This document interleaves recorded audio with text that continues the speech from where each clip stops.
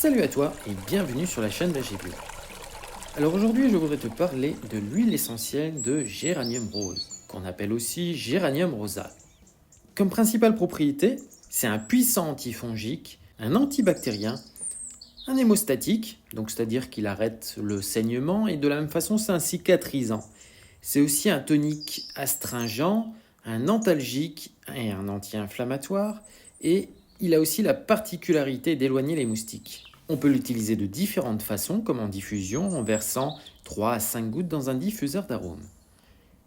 Alors, le parfum qui va se dégager crée une atmosphère plutôt harmonieuse et stimule les facultés intellectuelles.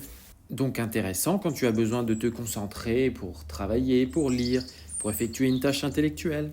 Il éloigne aussi les insectes, donc en préparation, on peut trouver des choses assez intéressantes. En voie orale, tu peux prendre 2 gouttes 3 fois par jour avec un peu de miel ou sur un comprimé neutre, pourquoi pas un sucre, et ça va t'aider à lutter contre les inflammations. En bain, tu peux verser 4 à 6 gouttes dans 2 à 3 cuillères à soupe de miel et bien remuer dans l'eau du bain. Ce bain sera réparateur, régénérateur pour la peau et il va mobiliser les réserves de force physique et psychique, ce qui du coup te redonne de l'énergie. En massage, tu verses 1 à 2 gouttes dans 4 à 5 cuillères à soupe de corps gras. Alors comme d'habitude, le corps gras, ça va être une huile végétale.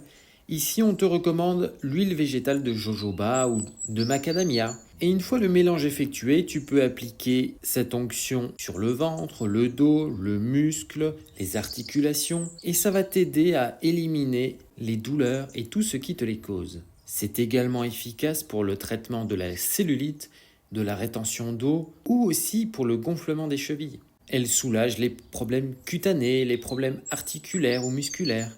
Et bien sûr, le massage des zones réflexes des pieds réduit l'état d'épuisement général ou la fatigue. Tu peux l'utiliser aussi en compresse. Donc dans ce cas-là, tu vas verser 1 à 2 gouttes dans une cuillère à soupe de miel et mélanger le tout dans un quart à un demi-litre d'eau. C'est une application qui sera antispasmodique, hémostatique et régénérante et qui peut être recommandée en cas d'hémorroïdes ou de problèmes cutanés. Enfin, pour soulager les démangeaisons et éloigner les insectes, on peut verser quelques gouttes sur un coton et appliquer par toutes petites touches sur la piqûre. Alors bien sûr, il faut faire attention aux molécules allergènes qui sont naturellement présentes, comme le citral, le citronellol, le géraniol, le limonène, le linalol. Donc, on n'utilise pas ça chez la femme enceinte ou allaitante, ni chez les enfants de moins de 7 ans.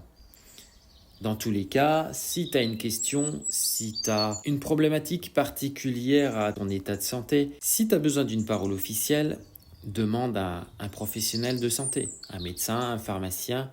Voilà. Si tu as d'autres utilisations pour cette huile essentielle, je t'invite à mettre tout ça dans les commentaires. Et sinon, je t'invite à liker la vidéo si ça t'a plu. Et puis, tu peux t'abonner à la chaîne, tout simplement en cliquant sur le bouton s'abonner. C'est gratuit, ça le restera et tu recevras ainsi les notifications des prochaines vidéos. Et pour finir, je t'invite aussi à aller faire un petit tour dans la zone de description de la vidéo où tu pourras avoir des informations supplémentaires et des liens si tu veux parrainer la chaîne. Allez sur ce, je te dis à la prochaine. Salut!